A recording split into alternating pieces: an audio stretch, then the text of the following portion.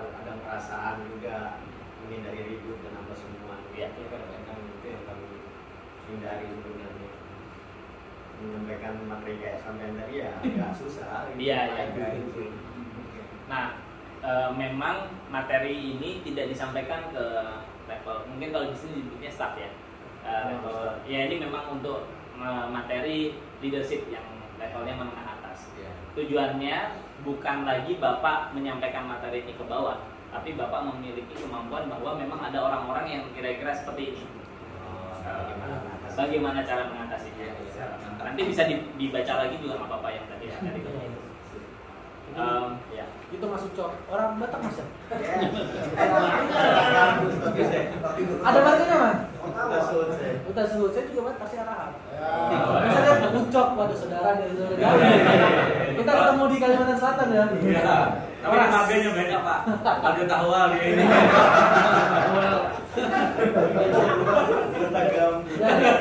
Bapak sekalian, ini tidak disampaikan ke level bawah. Memang ini ada pengetahuan baru yang insya Allah setelah dapat dari sini bahwa bisa menerjemahkan ini ke dalam kontekstualnya gitu. Kayak tadi coba menginterpretasikan Pak ya, terkait dengan karakter seseorang itu ada yang tipe alpha, kalau kita bilangnya alpha, beta gitu Pak ya. Alpha itu kan pemimpin yang memang disuruh nggak mau, tapi ketika dikasih proyek di jalan, memang senang untuk berkreasi. Tadi kan seperti itu. Nanti bapak-bapak sekalian ketika kembali ke site ketemu dengan tipikal seperti itu, jadi tahu treatmentnya. Tidak disampaikan gitu, ini begini, dia lebih tahu gitu. Nah memang itulah keinginan dari Pak Eko kemarin.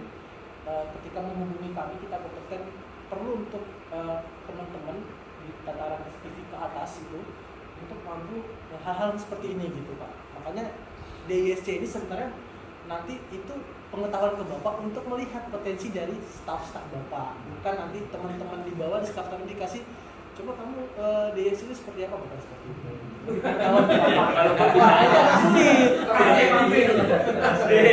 Kalau bisa aja sebetulnya, karena kan bisa online ya. Nanti suruh ngasih link ini, terus hasilnya apa, terus Bapak untuk ilmu gimana cara ngadepinnya, kayak ini bisa juga. Bahkan mungkin ada yang sudah lama bekerja dengan rekan-rekannya tapi nggak tahu karakternya. Ada yang seperti itu Pak. Jadi nanti setelah dari sini, Bapak bisa lebih mengenali karakter dari staf-staf yang di bawah seperti itu. Selanjutnya nih mungkin sebelum kita ini terakhir ya. Kita akan menanyakan kepadanya, ada chef di sini, Abdul Qadir Jailani. Dia kan namanya chef ya. Oke, saya dari tadi pas lihat kaget saya lihat namanya di Pak Abdul Jailani. Boleh Pak sharing dengan kita terkait dengan potensi diri ini yang pernah Bapak temui, terutama di divisi Bapak itu seperti apa? Ya, kebanyakan seperti cerita lebih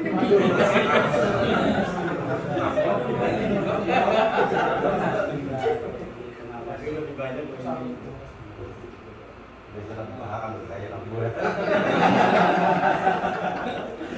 usia itu lebih cenderung lebih tua dari Bapak ya?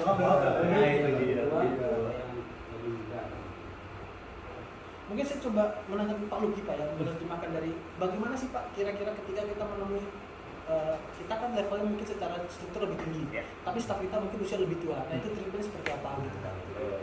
Itu sih mungkin lebih gitu ya. Kayaknya bapak-bapak lebih pas nih jawabnya itu. Gimana? Mungkin ada di random yang bisa jawab. Mungkin ada yang mau bantu Pak, yang biasa nge-treatment staf yang lebih tua dari bapak sekarang gimana? Ada? Enggak, yang pertama gini, informasi awal yang kita tahu adalah beliau lebih tua ya, sehingga ya bagaimanapun kita juga perlu hormati beliau pasti ya pastilah ini yang pertama. Nah selanjutnya terkait tugas ya Pak memang. Nah ini yang saya ya tentu saya nggak tahu kondisi bisnis seperti apa. Kalau di tempat apa yang umum tentu orang akan mempekerjakan yang harusnya dia mampu kerjakan itu. Nah, apakah lebih tua ini artinya dia sudah tidak mampu lagi mengerjakan itu atau tidak, itu yang perlu komunikasi dengan baik dengan HR gitu ya. Apalagi di sini kan kalau di bagian-bagian tertentu pasti berat ya, pasti berat kan. Ya, ada yang berat sehingga apakah perlu dipindahkan nih orang nih berdasar karena kemampuan itu. Tapi kalau masih mampu, ya itu tentu bapak-bapak yang lebih paham gimana cara mengatasinya. Langkah terakhir gitu. Ya, Gerbang terakhir udah nggak kuat, Pak Eko tolong gitu ya. Gimana Pak? Kalau misalnya tadi lebih tua gitu ya Pak ya di dalam tim ya? Ada Pak yang lebih tua. Yang lebih tua dan muda. Ada yang muda ya. Nggak semua juga muda. Karena ada usia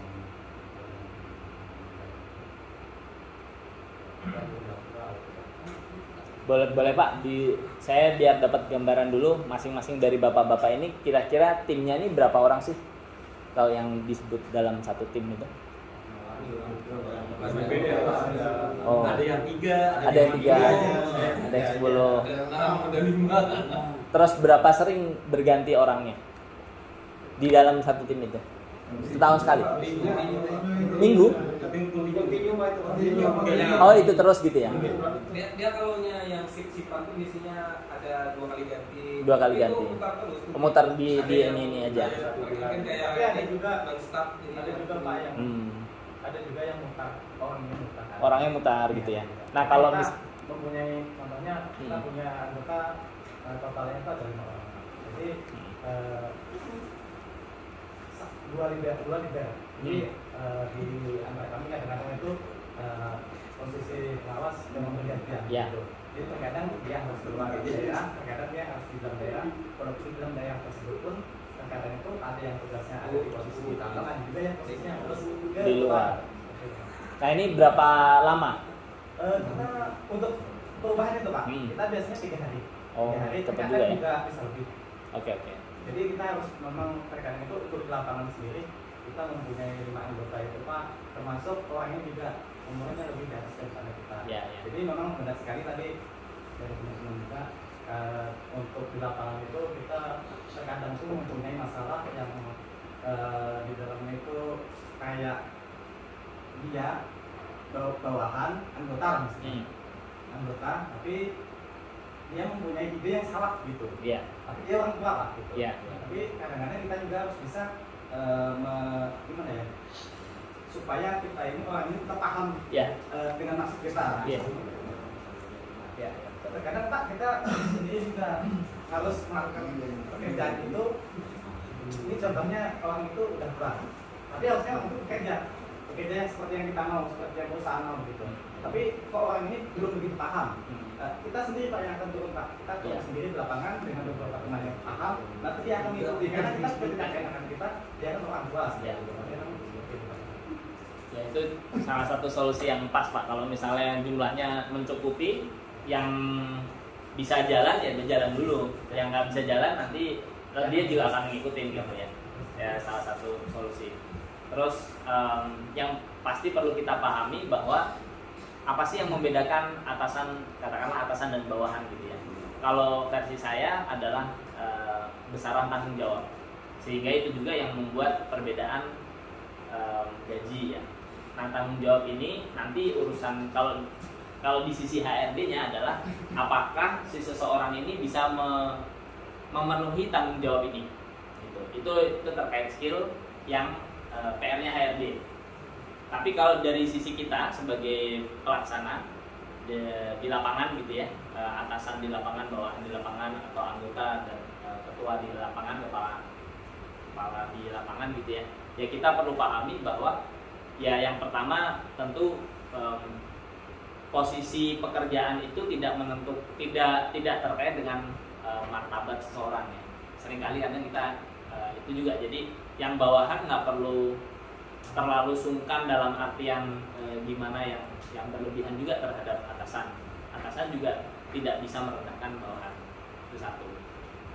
Hanya berbeda pekerjaan gitu ya. Jadi misalnya katakanlah ada OB di ruangan ini misalnya nanti ya, pekerjaan dia nyapu gitu. Hanya itu perbedaannya, dia nyapu, kita nulis gitu.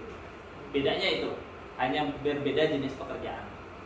Nah tapi memang sebagai pimpinan kitalah yang bertanggung jawab, tapi bukan berarti kita juga cari aman aja kan gitu ya. Kita juga perlu perform kan, kita perlu semaksimal yang bisa kita lakukan sehingga kita sendiri juga puas terhadap diri kita sendiri. Nah, balik lagi ke yang tadi masalah Bapak. Kayaknya Bapak lebih paham ya. Atau gimana Pak? Yang atau mungkin pengalaman yang Bapak pernah lalui dan cukup berhasil untuk kasus-kasus seperti ini. Selama ini kita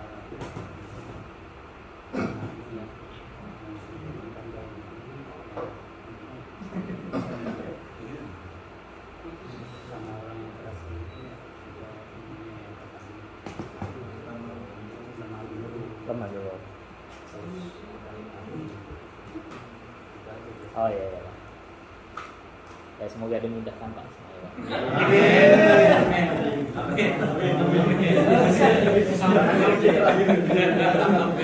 Kita berdoa aja Pak.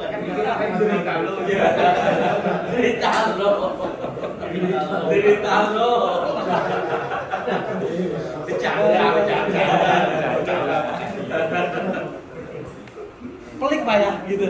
Ya begitulah kalau tantangan pekerjaan di lapangan fleksibel, dan tadi dengar cerita soal rolling itu pergantian juga cukup dinamis Pak ya. Saya yang terbiasa di kantoran tuh kaget juga mendengar gitu kan. Wah ini cepat kali pergantian, kita akselerasi cepat, jadi memang ketemu banyak orang. Nah, tools-tools ini perlu memang dipahami oleh bapak-bapak sekalian. Kurang lebih saya tadi mencatat ada 4 ya. Nanti mungkin kita bahas di sesi FGD. Kebetulan sudah 10.15 pada bapak-bapak sekalian di kesempatan itu break dulu. Yang mau merokok silahkan merokok. Sambil menikmati makanannya Pak. Ya, makasih. Kita masuk lagi yang 10.30 Pak ya. Ya. 10.20. Nah,